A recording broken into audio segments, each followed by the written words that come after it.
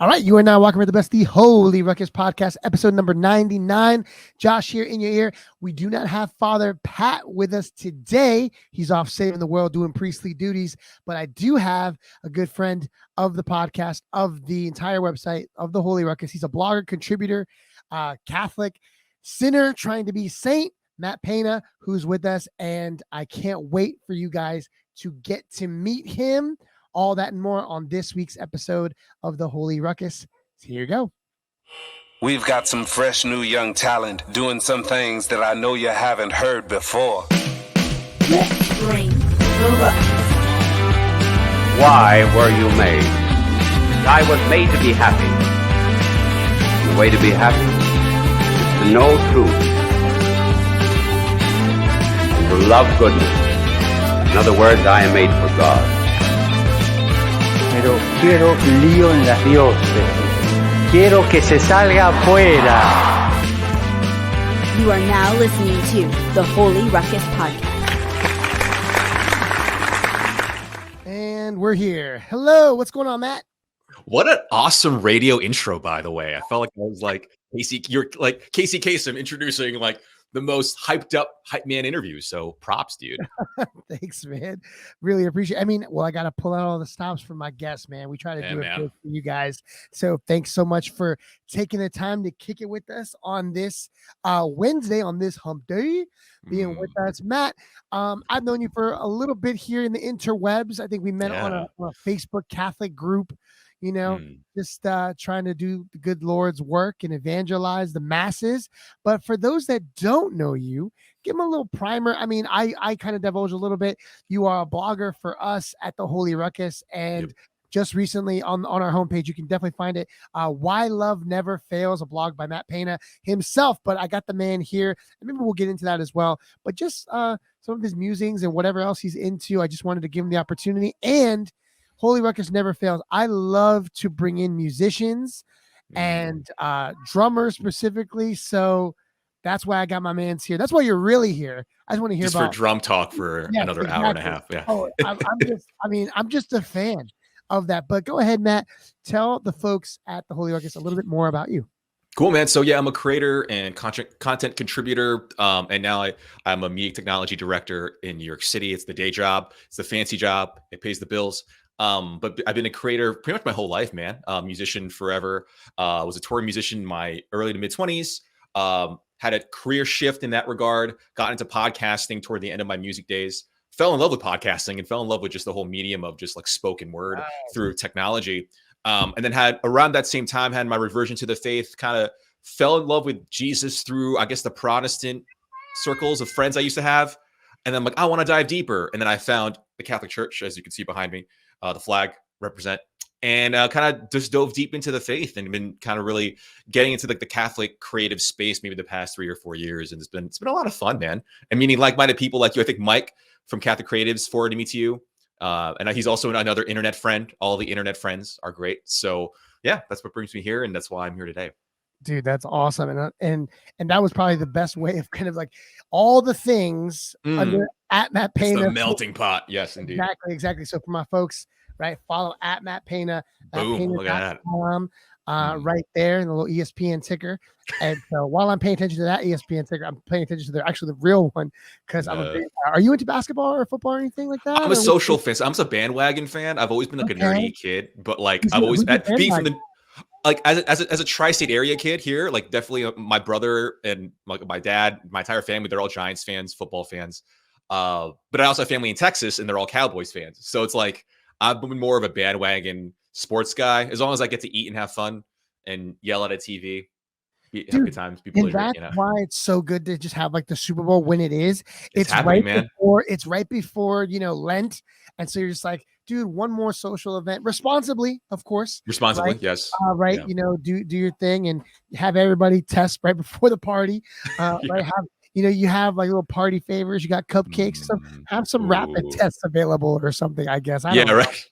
But you got to find a way to do it. That's 2022, man. This is the world we live in now. It's like buffalo wings and rapid tests. That's what you do. I mean, that's what you got to do. And I mean, it's been going through it, man. Right now, just a little bit about what's going on in our household. It's knocked everybody out. It's knocked everybody out. Mm. I was the only one left standing with my youngest, and now dad's strength. There you till, go.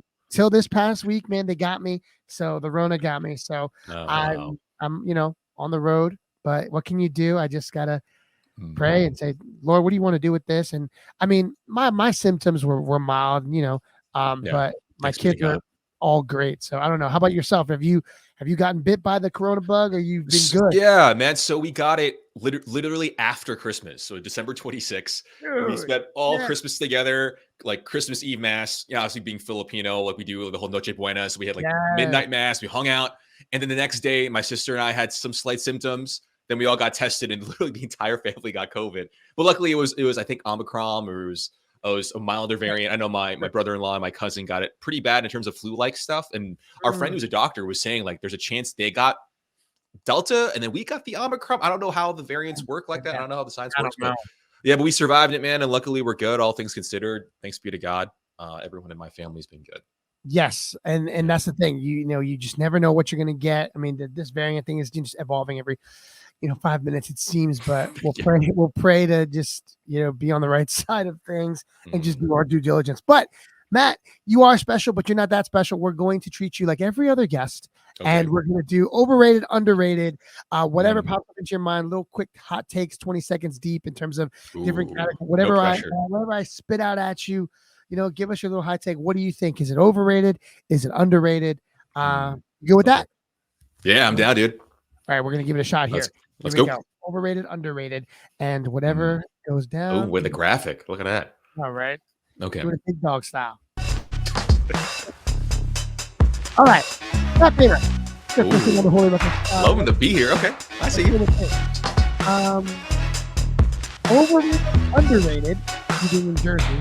New York City. Overrated, underrated. Oh, underrated. A lot of people show a lot of shade to New York, but it's a good city. The pockets of it that you can find that you like. It's a good city. There you go. Okay. Overrated, underrated. I mean, you kind of already went over it, but Super Bowl Sunday. Oh man, overrated. I think a lot of guys put too much effort into the Super Bowl, and I love the Super Bowl. I love hanging out with friends, but I think people put presidents over the important things in life sometimes. There you go. See, go to math first, folks. What he really means, right? We'll get Jesus. Overrated, underrated. Winter Olympics. Are you into that? Is that? I'd say underrated because I was never really. I got into the Olympics just for fun with friends, and I watched it I think a year or two ago on Peacock. It's on like the Peacock network. Right. And my family and I just watched random events, and we never got into it, but then we got super competitive with it. So underrated for sure. Okay. I mean, how do you get competitive with like? You just like pick a nation or like? Yeah, we just pick a country and be like, oh, Japan's gonna win. I don't know. The bobsled race or something. I'm a big Cool Runnings fan, but I was like, if Jamaica was in it, I would have picked Jamaica, but no. Okay, what about in the Philippines? I mean, are they in? I mean, like in Winter Olympics, are they? Nothing I'm aware of. If they are, I'd have to. I'll be biased depending on if there's like a Filipino winter dance expression kind of thing, we'd win it, or karaoke, we'd win it. But I don't know about any other competition. Gotcha. Okay. Yeah. Overrated, underrated. Valentine's Day. This is a sore spot for you. Here we go. Let's think about it. No, I think it's underrated in the sense that people dive into the commercial too much. And for me, the simpler and the more intimate, preferably inside jokey Valentine's gifts, the better. Oh, very nice. Okay. All right. And then last but not least, I mean, we're in it. Exodus 90, overrated, underrated. What do you got? Oh man, underrated, dude. Like this is the second year doing it, and I'm like, oh, I'll be fine. It's gonna be okay. And I'm like, this is still really hard. Sweets and listening to like secular music. Like I'm an early 2000s kid, so like pop punk and emo, and I can't listen to that. It's like the weirdest stuff. I've been listening to like a lot of Christian music and a lot of Gregorian chant on Spotify, which just tied me over. But I miss secular music. I do. No, I hear you as well. I mean, that's for me like the big thing. Like my media consumption in terms of just audible. It's not that I'm watching anything or even on my phone. I could probably get away with it. It's been a struggle, but music-wise, that's what's been like the killer for me. And and then one last one. Where were you when you found out about that broke the internet? The big emo punk festival in Vegas. Yeah. So I was names. Go ahead. So legit. So I woke up. I was in bed. I woke up and I got a text from my sister say because we both love pop punk and emo. And I'm like, I thought it was like a fake. I thought someone photoshopped it. And then I talked to my cousin who's also a big pop punk head, and we're like, this is real. This is actually happening. And then after that, I saw everyone post it. So hopefully it's a real thing. If it is, let's go. We'll do a Holy Ruckus road trip or something. Dude, I mean, it was there. I mean, they added 2 additional dates because they just sold out like that. Dude, it was smart marketing, man. It's not another Fire Fest or anything else. I was worried about that. I was like, another Fire Fest? Like, who's got weird cheese sandwiches and awkward tents? Yeah. Exactly. I'm like, there's too many names on this bill that I'm just like, no way. I mean, you got bands like, I don't know, what band stuck out for you when you looked at the bill? Oh, man, dude. Acceptance was one of my favorite bands growing up. Paramore, as always, everyone loves Paramore. I'm trying to think of other. Was All Time Low on the list? All Time Low was not. That was not. Oh, dang. Oh, wow. Yeah. Out of all bands too, you would think All Time Low would be on the list. Fall Out Boy was not on it. Yeah. All American Rejects was. That was odd. I was like, they're kind of emo, but they're like TRL emo. I'm not sure if that counts as emo. Okay. My Chemical Romance was in there. My Chem, Jersey represent. Yeah. Taking Back Sunday, the veterans of the Jersey. Yeah, that was surprising, man. Well, there was some alternative rock that were like, they're not emo necessarily, but I was gonna go. My buddy and my old co-host was like, dude, we gotta go. This is made for us. And I knew, like, I want to say a good 20 of those bands I knew. Dude, yeah, but right. I was like, there's just no way, right? We're trying to buy a house right now. And I'm just, oh yeah. So much stuff. I was like, nah, dude, as much as I would love to like relive those days, we're going to have to do it budget friendly. So now we're not going to do it. It's like nostalgia versus mortgage. Like what's what's the priority here? It almost won out. I'm not kidding. It was to the last hour, but I was like, nope. The good Lord's like, nah, discernment, 2 goods. Priorities. Definitely more priority focused. But we did end up going to an emo night. I don't know. Have you ever been to one of those? No, I've never been. I've been to like some cover bands I would see, and they would play emo music, but not specifically an emo night. Like a DJ night. Yeah, I have to. It was good. It was $15. You can't go wrong. $15 was not a bad trade off. I saved $700. But yeah, it is what it is. But all right, man. So let's get into it a little bit. You said you were doing Exodus 90 year 2. Year 2, man. Why would you do that to yourself? And I think you mentioned calling it like a faux E90 or whatever. Like a faux 90, faux Exodus 90. So like I'm gonna take it. I'm gonna go like ham once Lent starts for sure. But a friend of mine, actually, I wasn't going to do it initially because I did it last year and I did it by myself. So I did it with my spiritual director as my anchor because I asked all my friends and everyone's like, nah, it's a little too, Catholic for me. I totally because my spiritual director, Father Zach, was like, you should do it. And I was like, okay, I'll do it. And he was kind of like my anchor. I check with him once a week and we talk. So this year, a buddy of mine was like, hey, I want to do it. Do you want to do it together? I'm like, sure. But I'm like, oh, do I really want to do it? And I'm happy that he asked me because he kind of nudged me to do it. And it's so much better. Like it's night and day. I know people have groups for these things and they have anchors and they have actually like a team of guys. But this is my first time doing it with somebody else. Night and day. Like you're more driven. You're more, because you have an accountability partner throughout a lot of these exercises. So having a person, highly recommended. But how about you? Oh, I mean, so it's definitely a faux E90. We just didn't want to fork over the $10 for the app, which I will say the app did get better. Dude, it's a lot easier to follow now. Yeah. Yeah, and I was like, okay, this is where the money was going. I was wondering. I was like, oh, there's money, and the app is still booty. But no, it's actually a lot better now. So I was like, all right, cool. I can ride with this. I really think this is good. And but yeah, we didn't fork it over. Not everybody was convinced. We were pretty scarred by the last one. But I did notice that the in terms of the disciplines, they did like chill on some of them. Like I really did you notice that they cut down on? They balanced it because what happened with me last year is like I would work out, but then I would get so hungry because I was working out. I'm like, how do I do this? So I think they must have like switched the working out and the snacking. Because initially you're not supposed to, if you don't know what Exodus 90 or the disciplines in Exodus 90, it's basically Lent on steroids, right? And I think you can't snack between meals is what it is. But I think they either trimmed down that or they trimmed down the workouts because now I don't feel as like dehydrated. I don't feel as exhausted. I don't know if it's just my own metabolism or anything, but last year I didn't snack and I would work out and I'd be so exhausted and famished. So maybe they did something for guys like us. I don't know. Yeah, I think they talk to regular people outside of the seminary. Or maybe regular Joe Schmoes and civilians like us. Yeah, man. Wild guess. I was like, I think they thought like, you know what, maybe we should actually talk to some married cats and some single cats, people that are in the city, you know. But I think it really worked out to their benefit, because it definitely, one thing I again, and for those that, I mean, I think we just assumed that everybody knew, but E90, right? These 90 days in the desert, essentially, right? To add to your Lent, to walk with the Lord in fasting and giving up and taking on things for virtue, right? So in Lent, we do this, right? We abstain from meat on Fridays, or we take on another discipline on 40 days where we give up meat entirely, or we take on a daily rosary, right? Little sufferings that we take on to achieve something greater, this, you know, imperishable crown of holiness that we're trying to get to. And so, I mean, true Catholic here, I'm anything down for like little mortifications or dying to self. Sign me up. Rock pebbles in my shoe, no pillow, sleep on the floor. Like, let's do it, right? So, we're having to do this the second time around.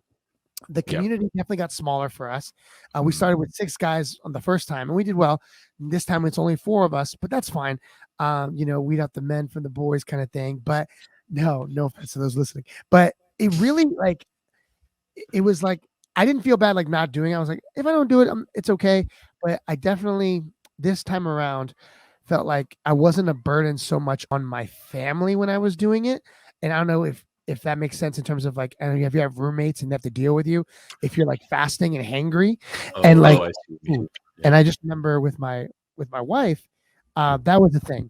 And she was like, yo, I'm really happy for you that you're like getting holy, but can you not like direct your anger towards me like in different times? And that hangry anger is real, dude, especially during Exodus. Yeah. And so when I noticed that was happening, I was like, all right, let's adjust this thing and let's kind of make it work for someone that, you know, is a husband and a father and working, you know, the insane hours that we're working, but let's try to modify it. And so we did that. We did that for our guy who's my friend of ours, my co-host, Father Pat, who's you know, priest.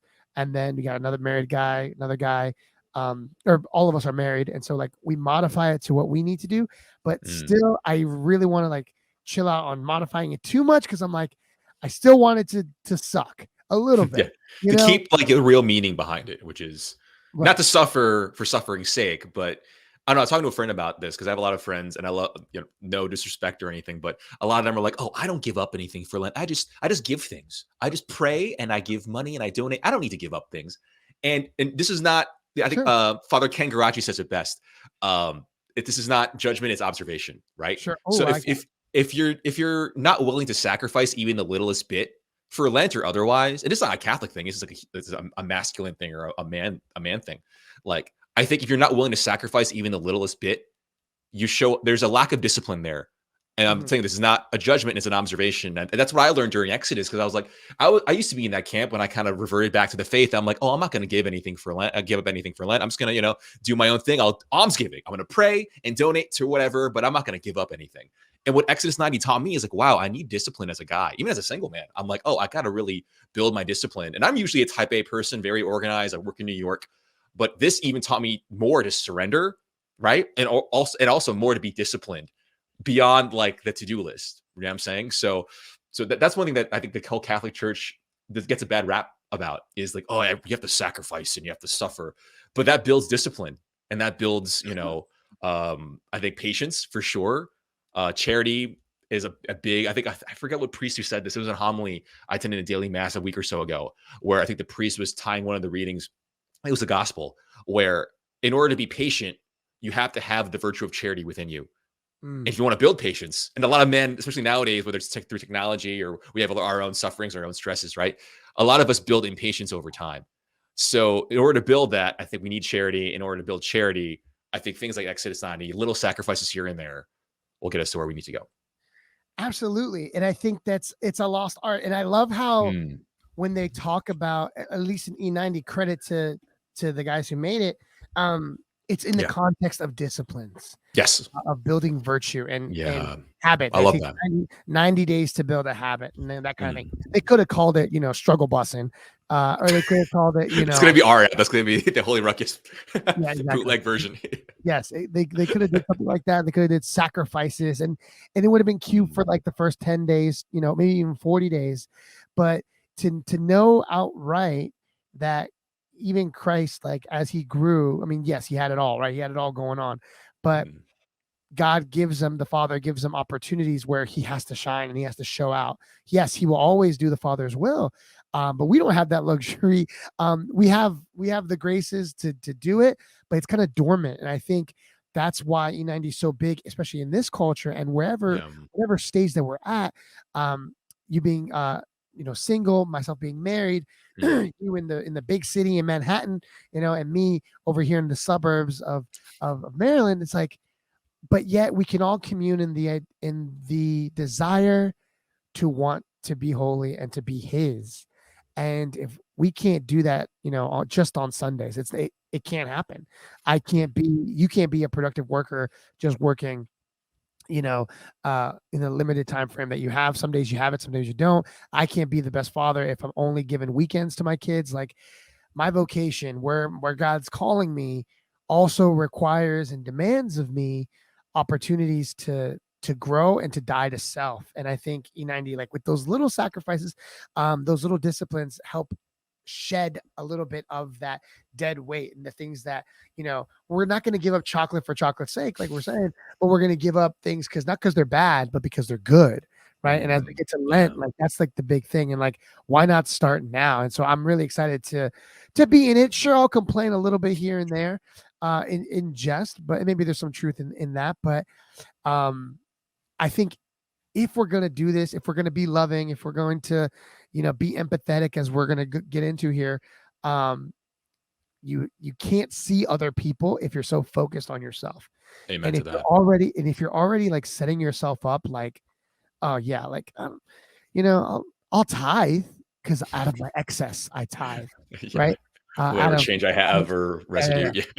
Here's what I got. We don't give the Lord what's best. We give him what's left. And like, nah, like you're already, premeditating on how much you're going to give and how much you're going to put out. And I think that's a recipe for disaster because, you're already manipulating the system.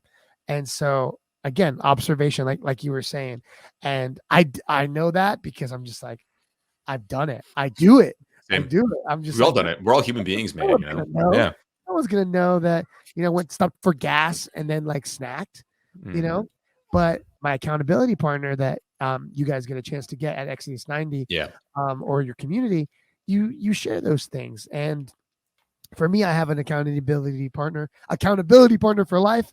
And so I can't get away from her, but I do take on another gentleman and I work with them. And I tell them things that may be specific to a dude that I'm dealing with and I'm trying to beat.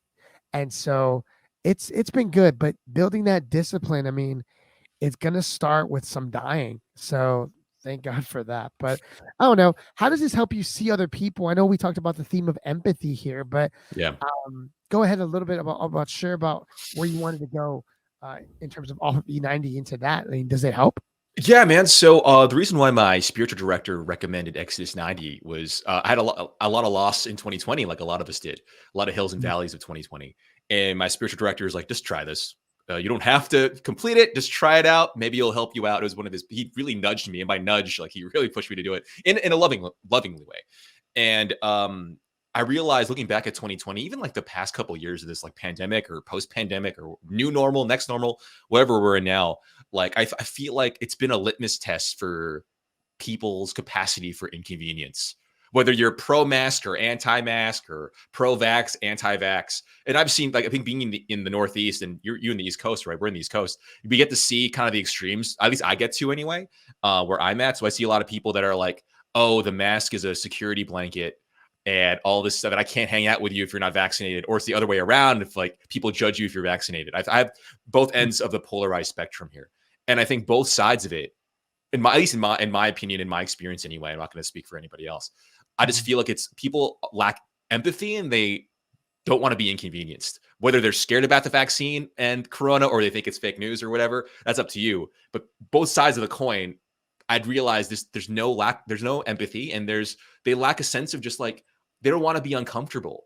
And one thing I've learned really this past year, I think I've been posting this a lot on my socials, is I've had this martial arts journey. And if you know me, I am not an athletic person. We talked about like sports. That's not really my forte. I'm not really that kind of an athletic person, but I got into martial arts. My brother's a martial arts instructor. And one of his biggest, I guess, pieces of advice for me during this time of renewal and growth post-COVID has been, be comfortable with being uncomfortable.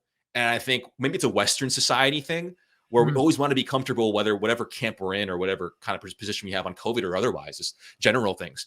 I just want to be comfortable, and I want things my way. I want control.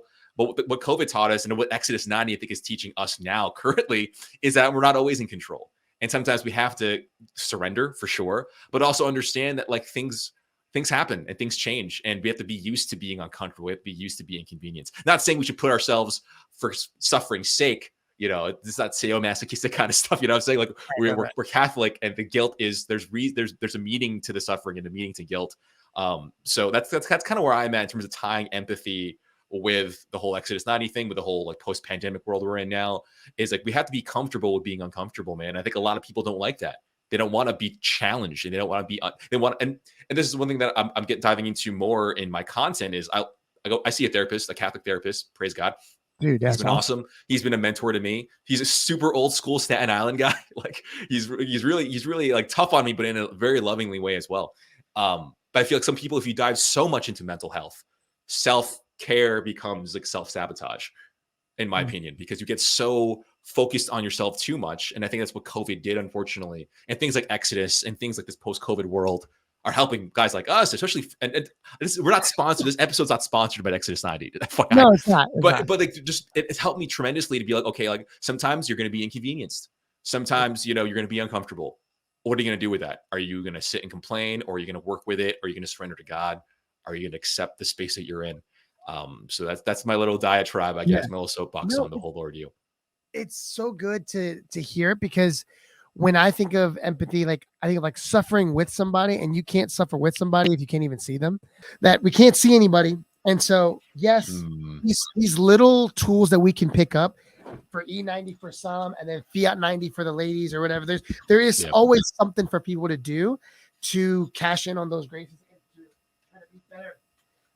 For Holiness, my son hanging out, Judah. And so I'm always like,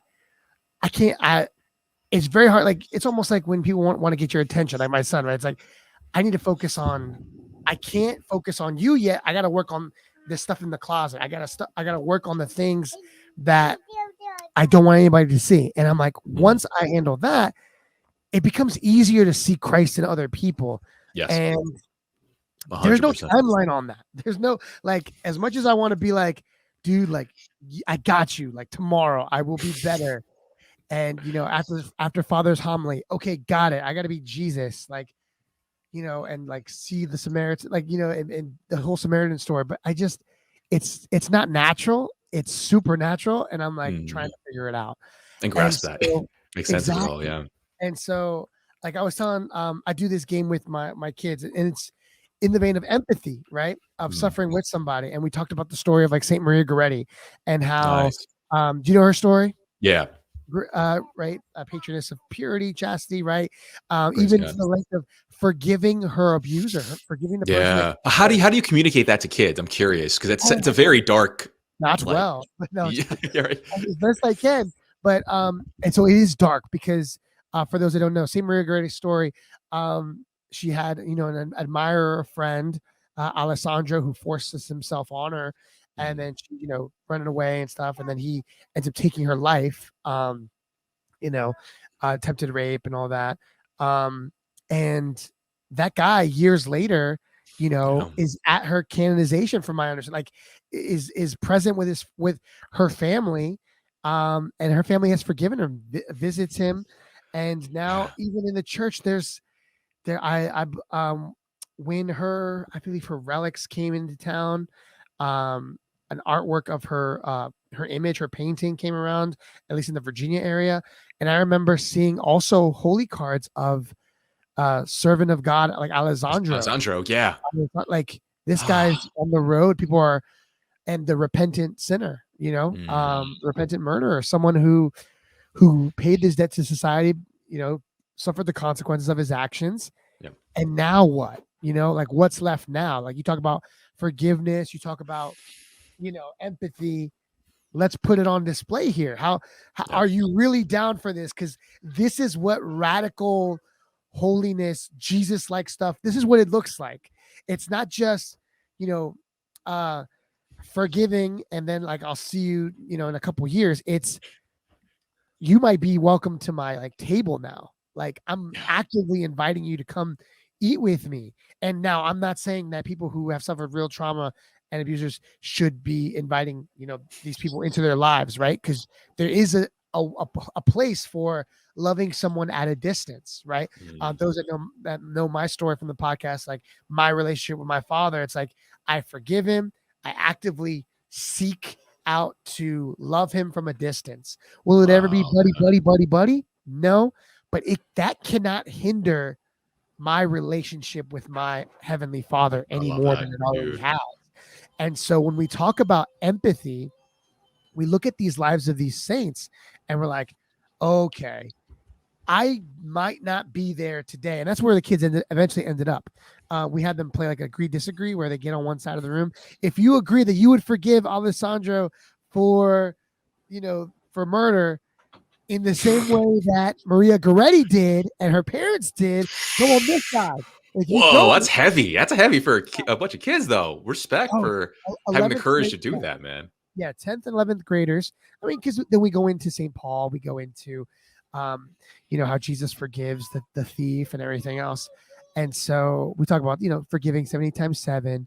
But this is what it looks like. It's not some pie in the sky concept like, oh, I can't wait for that to happen. Storybook. No, nor is it like a weird hippie. Jesus is all about peace and love, bro. No, man, it's some hard, radical, demanding, courageous, and it just thanks for sharing about your dad, though, man, because that takes a lot of courage. And I think, speaking to your point, it's hard. It's not easy. It's hard, and it's a work in progress. And I hope that whoever's listening to this doesn't think it's like, oh, it's instantaneous and we got to exonerate people for toxic behavior. No, but at the same time, it's we have to forgive because God forgives all, literally everybody, and that's really hard to grasp, man.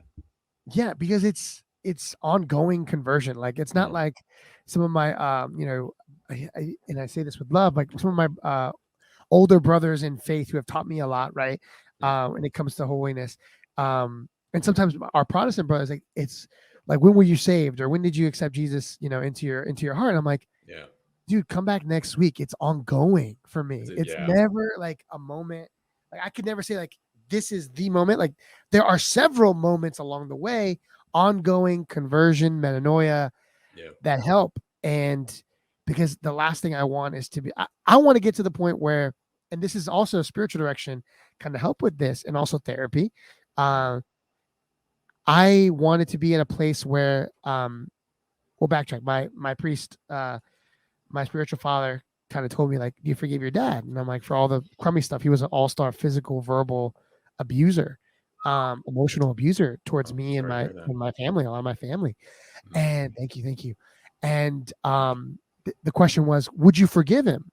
And I said, I already forgive him. Would you forgive him if he was standing here right now? Would you hug him?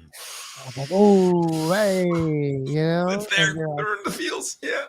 Right. And it's like, man. Okay, so let's work from that place and let's get to this point where maybe you're able to say yes one day. Openness to the idea of like, yeah, maybe, are you open to this grace for real?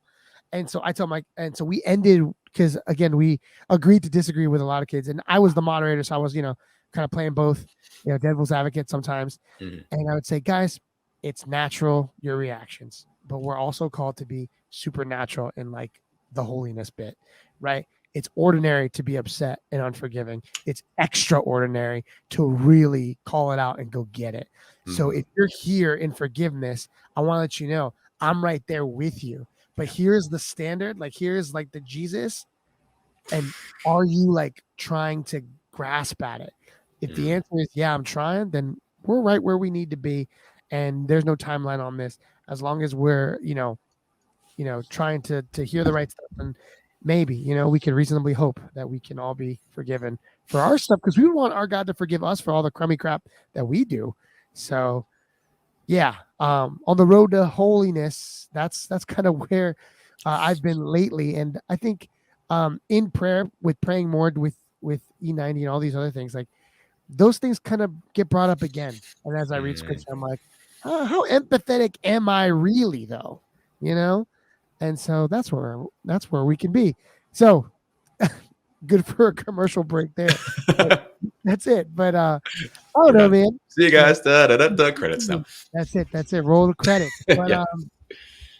I don't know. I really wanted to draw attention to some of your work that you're doing. Hi, honey. You're in the background there.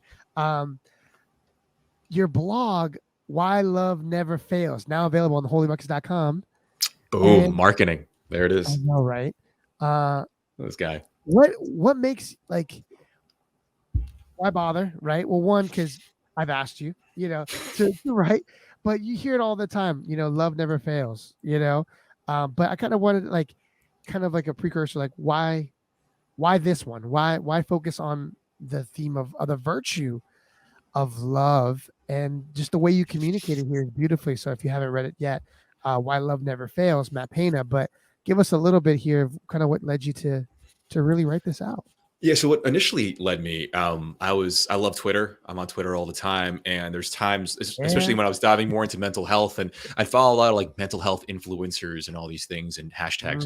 And I was super all about it. And I still am, self-care is great. Right. But it became almost like self-sabotage, because people were, I would say self-indulgent almost, where it was all about my own self-care and nothing else matters. And one of the memes I saw on Twitter a while back went something along the lines of, the Bible says love never fails. So if your love failed, then it wasn't actually love. Something to that degree, right? Okay. And I read that, and I'm like, it sounds like cool and marketable and like snazzy and like influencer heavy. But if you really dive deep in terms of like the emphasis on human dignity, the lens of human dignity, I think it contradicts it so much, because like, for one, like, and I wrote this in the blog too, like, when we talk about love never fails, God is love, right? Spoiler alert, if you haven't read the blog yet, God is love. So, by transitive property, if God is love and God is perfect, then, love never fails. That's essentially the premise of the writing. And when I tweeted about it, and I talked to some friends about it too, and I think that's where I think a lot of the self-care and mental health speak become self-indulgent. When you're like, when you pull things from the Bible, or you pull things from here and there that are out of context. And a lot of people that don't know anything about Christianity or scripture might just take that and use that. And I think it's very misleading and almost toxic to use that in the vein of trying to heal yourself or justify certain things. So that's where I think a lot of my writing comes from now, because I'm diving more into mental health. And I wasn't really all about it, because maybe just being a child of immigrant parents, I'm Asian American. Mental health was and kind of still is frowned upon in a lot of immigrant communities. So that's the way I was always raised, and I had a really bad, I won't say bad experience with mental health personally, but I remember I was in a band with somebody ages ago, and this bandmate, God bless this person, couldn't do anything without medication, like literally anything. I remember one time, I think our band got turned down for an event or a battle of the bands or something. And this person had an episode, and it was like, I can't, and he or she needed their meds, and then they were good. And that in the moment, I was like, ooh, like, this is what mental health actually is. And that scarred me for a long time. But it wasn't really until the pandemic where I sought out a therapist, and I realized, no, mental health is in moderation and in the right context is good, not only for yourself, but also for your spiritual life, man. Knowing your boundaries, knowing your limitations, knowing where you're at. But now, as I've dove really deep into the whole well of social media and the internet, and sometimes diving too deep in the well of social media and the internet is not a good thing, because you see a lot of these almost toxic, almost self-indulgent type of mental health speak, and people are like, oh, I found this on the internet, I'll adopt it. I'm like, no, let's not do that. Let's kind of be very mindful. And that's where I think my writing comes from, is like intertwining mental health, productivity, corporate life, work life, and the faith. So that's kind of where I try to intersect a lot of my content, especially with this blog. So definitely catch it out. I have more posts coming up But I think now I'm basically pulling things from the internet, memes and stuff, and just commenting on it. And I think that's what we all do in our spare time, or we're hanging out with friends. But I wanted to kind of take into like a more of a content creative medium, so to speak. So yeah. Let's stay there real quick, because you hit on something that I don't think is universal, but it's definitely cultural, specific to having immigrant parents and the whole thing. When you talk about mental health, and what happens if you go too well in there, but also just the stigma to even bring it up, like you think you should go see someone. Was that enough for you as a dude? Because especially as a dude, because as a Latino man, I know for me, I know I've worked with a lot of kids in my youth ministry days, and that was always something like, go bring him to the priest, go bring him to the priest, go bring him to the priest. But I'm like, no, I think he needs a therapist. Yeah. Like, I think he needs he needs someone else besides this priest that just got ordained. I mean, he's very holy, but he ain't ready for this work. This is it's a different lens, a different perspective. It's a different like area, even though like our spirits and our relationship with God is the priority. It is a different realm. It's a different beast, even to tackle things like anxiety and depression and stuff. And I know even and God bless my parents, they were always like, oh, and my parents, that's one thing I love about my folks, is they always emphasize confession. Even though like I left the faith for a bit, and a lot of maybe culturally Hispanics and Filipinos are very culturally Catholic, and God bless them, and it's a great thing to have it within in the culture. But one thing that my parents really emphasized was like, go to confession, like talk to a priest at least, because there is that level of trust in that faith dynamic, especially in the confessional. It's a very intimate setting. But at the same time, too, sometimes the priest may not know right away how to deal with certain mental health related issues. So I go to both, and I think there's a post. I'm not gonna throw a Catholic influencer under the bus, so to speak, but I saw a post recently on Instagram and Twitter, kind of being like, oh, like all these new age people, all these kind of secularists, like they used to go to church, now they do yoga. They hated, fasting on Lent, but now they're vegan. And the last part of it, which I had the biggest qualm over, was like, oh, they hated confession, but they go to therapy. And I'm like, you could do both. Yes, you could definitely do. Why not? Why not both? I think there's that little gif or meme of little Mexican girl. Yeah, the little Mexican girl talking about hard shell tacos and stuff. Yeah, you can represent. We're colonial cousins, so to speak, right? Yeah, for sure. But I was like, no, you can do both. And I think that's the toxic part. I think a lot, maybe it's the more, I want to say it's more the conservative side of this spiritual life. I was just gonna wait for you to go there in the sense. Yeah, I don't want to dive too deep, unless we can do it by all means. But I feel like not always, but I think there's a contingent for sure. Yes, if there's a group that was going to criticize me for being a little bit more on the clinician side, it was going to be the conservative group. And it was going to be like, if I even said like, oh yeah, we were doing yoga poses or whatever else, I know that it's definitely people that are accusing me of being more liberal. And that's like the wild stuff about it. I mean, it's everybody going back to their tribes, back to your tribes, everyone. And then that's where they pontificate from, and they'll pull the those cards out, and it totally ruins it, because I'll never see your side because I'm too busy fighting off this big beast of a party that you've already put in my face that I can't get to anyway. Where I thought we were on common ground in Catholicism and a child of God, you have introduced this big Zord in my way, this big monster, and I'm just like, what am I supposed to do? Yeah, I think I had a priest friend of mine say this to me last year, actually, giving me advice about the whole political divide. This is like right when the whole Biden-Trump election was kind of like debated, and it was like early last year. And he gave me some good advice. He goes, if you plant your feet too much into one camp, you do injustice to the other. And I was like, oh my gosh, like if you're in that, and I'm not saying like, one side's better than the other. I don't want to get super political on this podcast here, but like that is so true. If you're kind of so deeply entrenched in one camp and you refuse to see the other side, it's not good. And for me personally, I feel like divisiveness is from the devil in any way, shape, or form, whether it's like political, whether it's separating therapy from spiritual direction. Like I personally do both. You don't have to do both. I personally do, and it has made me a better man of God and just a better man in general. Look into both, folks. Just do. But you are mind, body, and spirit. Can you look at both? And some of the best spiritual directors that I've had have recommended both. Like, let's keep doing this, but I'm a little out of my depth here. Go to this person, go to this clinic, and go see this. And I don't see a therapist any longer. That was when I was a kid, but these kind of things, like, they need to be looked at, and run away from you talked about this extreme where a priest is like, oh, well, I don't know anything, so let's talk to this, therapist. But then run away from the other side where a priest says, no, you don't need that. I got you. I can do this. And I'm like, like, really, Father? Like, I don't know if you can. And that's okay, because that wasn't part of your. I mean, what, they take like maybe a course or two, but you can't speak for everybody. But I'm sorry, I interrupted you there. But that's fine. Because you never know, like, what's really ailing someone. Could it be rooted in sin? Sure. Or could it be something else, just like that we haven't properly diagnosed, and it's not our place to diagnose it. I sure as heck wouldn't. So as a youth minister, a former youth minister, I'm like, nah, like, I got to get you in the hands of somebody else, because that's so perfect. I can't do this, man. I can't rock this, and I'm A-okay with that. So you can say what you want.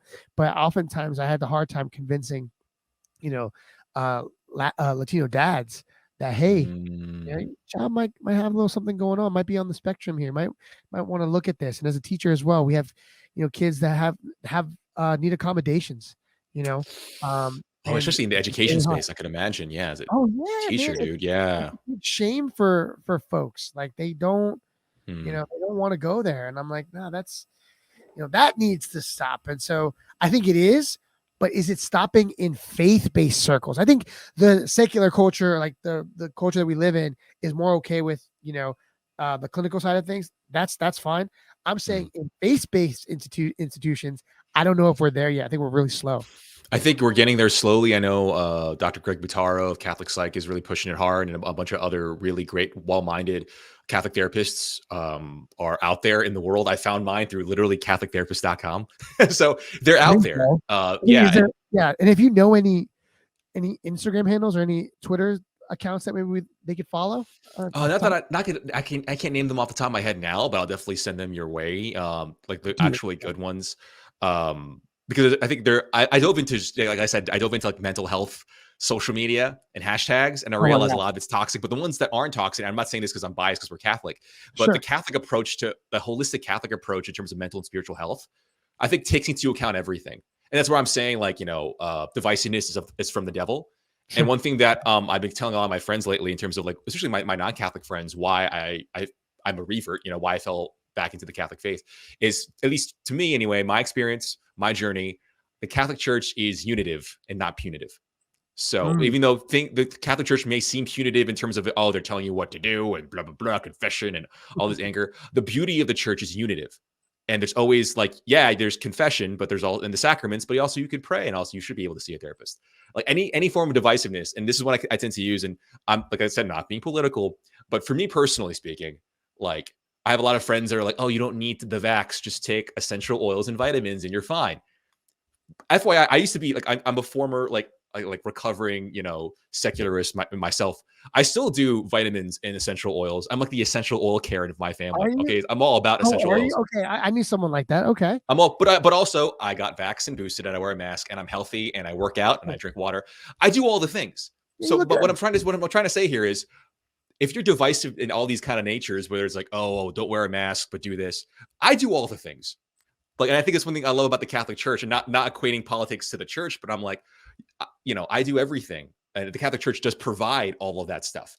And I think a lot of times when I was in my Protestant days, a lot of it's like, oh, you don't need the mass, you don't need confession, all you need is the Bible. And the Catholics, they don't care about the Bible. They have all these crazy sacraments. And when you dive really into Catholic culture and the fullness of Catholic culture, people love the Bible. The Bible's in the mass, and the sacraments are all intertwined with everything. So I know this is kind of like, sounds like a big deviation from the topic, and maybe I'm kind of on a rant here, but I feel like I kept saying earlier, divisiveness for me is of the devil, and unity is really key here.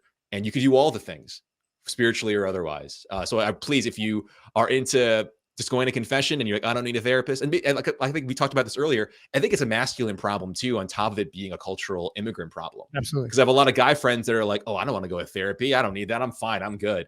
And I understand that, but you never know if you just dive in. If you dive in deep and you realize you are good, then more power to you. Praise be to God. But sometimes people, like, at least for me anyway, Exodus 90 and therapy really taught me, like, wow, there's a lot of things that I've been struggling with but I've been masking a lot and distracting myself with these pleasures, whether they be like Netflix or hanging out with friends. And for me, for the longest time was drinking, for example, and going out with friends, just going to clubs and bars and stuff. That was me masking a lot of stuff that I never really encountered. So when I gave up drinking and snacking and going out during Exodus 90, I'm like, wow, I have to deal with all these things in my brain and my soul. They exist. That's crazy. So bottom line, dive into the spiritual, dive into the mental. They're not divisive. They're not in separate camps. It's inclusive. Unitive, not punitive. Well practiced. Yes, well practiced in the context. Yeah, they ought to be in context. They ought to be. If you find them they're at odds with your spirituality, who are you listening to? But also take a look at the fact that if you're going to confession and you seeing habitual sin, patterns where there's smoke, there's fire, a spiritual director can tease that out. Regular confessor can tease that out. How to diagnose it if you have a problem? Let's go right into it. It's the Holy Ruckus podcast, folks. Yeah. If you haven't liked or subscribed yet, or if I'm pissing you off, then you're in the right place as well. But I think if you're looking at patterns of sin or addictions, right? Alcoholism, what leads you to drinking? What leads you to masturbation? What leads you to pornography, sex addiction? Like all of these things. These are things that a therapist can help you work out through. Like, why wouldn't you see a professional here? Yes, grace abounds, absolutely. But if we're in the habitual realm, it's a pattern. Yeah. So, when you get into culpability and all these things, like, what are we doing? So, we got to invite. God has. In keeping with what we know about what the Lord does, like, if these are the blessings, if these are the non-sacramental like aids that God's bringing us, like, hey, I sent you a boat, I sent you, sent you a helicopter, I could be sending you a therapist. You don't know. Yeah. Oh my gosh. Like, not done. That is like the hot take of this entire episode right there. That's so, right. That's so crucial. No, this is it. If we're talking about struggle busting it to holiness, then this is what it looks like. And it's paying attention to all those things. And maybe things like we opened up talking about Exodus 90. Maybe Exodus 90 is not your jam, right? Maybe you find it too big of a leap. All right, cool. Let's start with, a monthly confession once a month, or let's start with giving up meat on, on Fridays, right? Let it hurt a little bit. If we're serious about trying to graft ourselves more to this Jesus, and as we get ready for, Lent, why not? You gave up music though, so I don't know if I can. So, well, I gave up secular music. So I've been trying to blast a lot of Audrey Assad, and God bless her. God bless her. Yeah. Was that planned? We talked about therapy, and then we talked about God blessing Audrey Assad. But let's talk about her real quick. So I feel like sure, man. You bring her up, and I listen to. It's okay. So for those that don't know, for the better part of like the last 10 years, I believe Audrey Assad has been probably the best female lead like Catholic musician, right? Hands down. That I've ever heard of in terms of songwriting, in terms of vocal ability, and just all her albums, like the Death Be Not Proud EP. I don't know if you've ever heard that one. In the spiritual feels, man. Oh, what a great record. Folks, Death Be Not Proud. If you want to talk about like reflecting on your own mortality and like clinging to God with everything, like go listen to that. And I bring her up because, and I think you bring her up because, and we say kind of like, oh, pray for her, but because she has officially left the boat in the sense of Christianity in the mainstream in terms of music and maybe in terms of prayer. I don't know her life, but she is pretty open and honest with where she is now.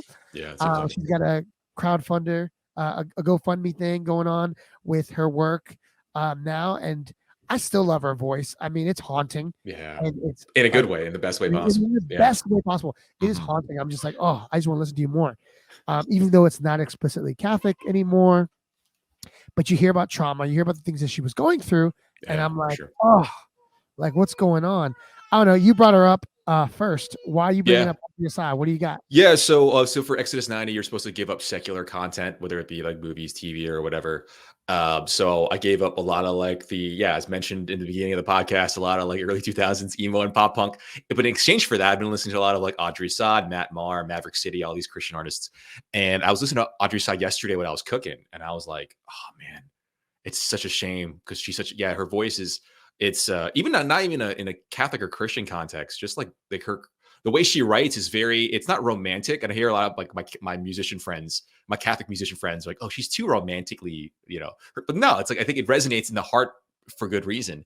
And I remember a couple months ago when this whole, I don't know when exactly she officially left. I forget when, but when it happened, I remember a friend of mine sent me the link, or the article.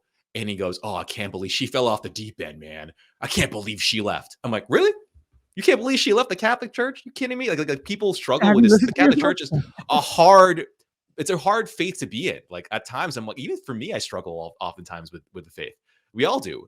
And he was getting kind of on his high horse. Like, I can't believe she left. How dare she leave the Catholic Church? Like for one, you don't know her life, right? We don't know her life. And secondly, as someone who left the church, and I'm saying this, I left for like a year and a half. So it wasn't that long, but like someone who actually left the church for real legitimate reasons in my 20s, like I get why you would leave the church for whatever, maybe it's trauma, whether it's frustration. I'm not going to put this out there too much, but like all I'll say is, the former bishop of my diocese was McCarrick. That's all I'll say. So there's a lot of wounds, I think, in part of the state. Yeah, dude. Like, so there's that's a big wound for a lot of Catholics, especially coming from my diocese. Is like we had like literally like my brother, when he got confirmed by Cardinal McCarrick. And we had pictures with the dude in like the 90s. Like that's a real, that these wounds, whether it's trauma, there's things that people attach the church to, or the church attaches to them. Sadly, these are real valid things. So I was telling my friend, like, just pray for her, dude.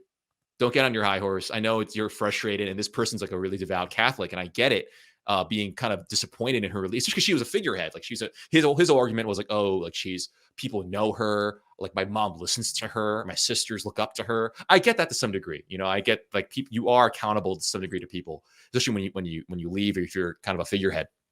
But I don't know, man. Like you can't know somebody's full story. And I haven't listened to I think she was on a podcast when she was talking about her departure from the faith. And I haven't had the courage. I'll admit this wholeheartedly. I haven't had the courage to listen to it yet. One, because I'm a huge fan. And two, because I left the church and I still have a lot of wounds from when I left and I came back. There's certain things I'm still kind of struggling with the faith, for example. So, and that hurt me because I was listening to all her, like literally I was cooking for like an hour yesterday and listening to like almost like all the greatest hits on Spotify. And I'm like, damn, dude, just like her music was so, you could venerate and pray and be contemplative with it, but also it was very moving and touching. And it was sad that she left, and just pray for her. And for anyone who does leave, as someone who did leave for a little bit, like what brought me back wasn't people on their high horse judging me. Oftentimes it was people that listened to me, gave me the space to talk, and showed me, instead of like, preaching or scolding me, they would show through experience and through their love, really brought me back. So God bless Audrey Assad, man, and pray for her and for those who leave the church. And for those who think like, why are we extending these prayers and get off our high horse? Like, no, but that's the thing. Cause in one point or another, we've been there, some longer than others. You talk about where you've been. So it's kind of hard. Let's not throw stones, in a glass house that's fragile. Precisely. Like, yeah. We have that. So when you have real level trauma, especially what she's been through, her evangelical background did a number on her in her childhood. I read blogs and I listened to her podcast where she talks about how she couldn't be in a church without like, profusely sweating or just being really anxious. And she was not in a good place. And then when she stopped playing at churches, inside churches and everything else, she was able to like chill out. And she could also go through a divorce that's right. and all these things.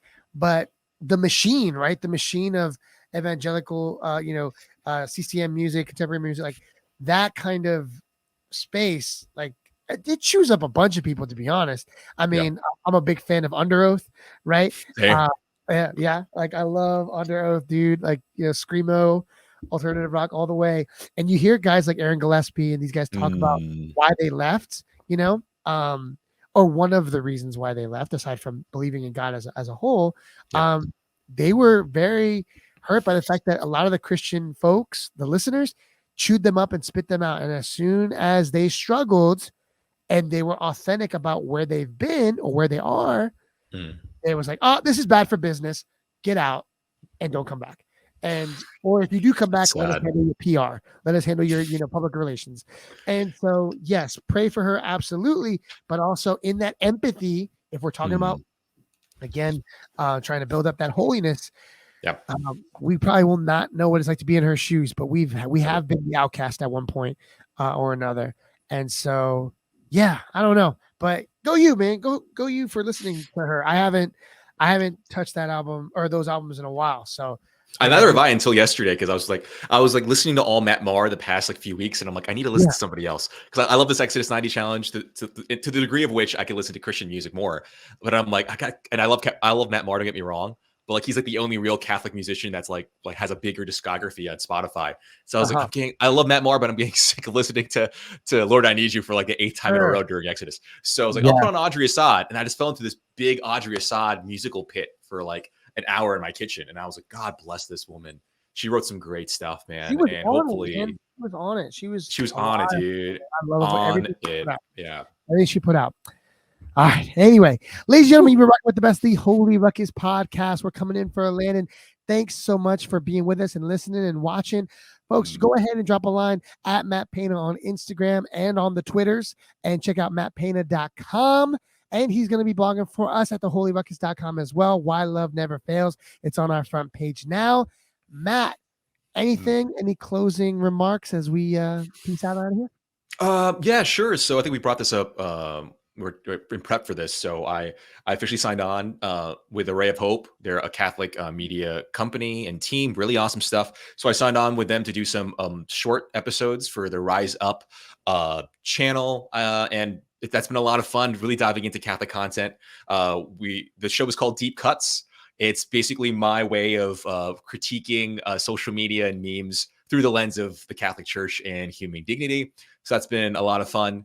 I also play music. So I'm the drummer for the parish community of St. Helen here in Westfield, New Jersey. So I've been playing with them for years now. We follow the rebuilt parish model. If you're not familiar with that, it's basically putting modern music in the Catholic setting. It's been a lot of fun, and especially as a drummer, it gives me a gig on the weekends, and also I'm able to serve. Yeah, because there's not that many drummers in Catholic churches, so praise God for that.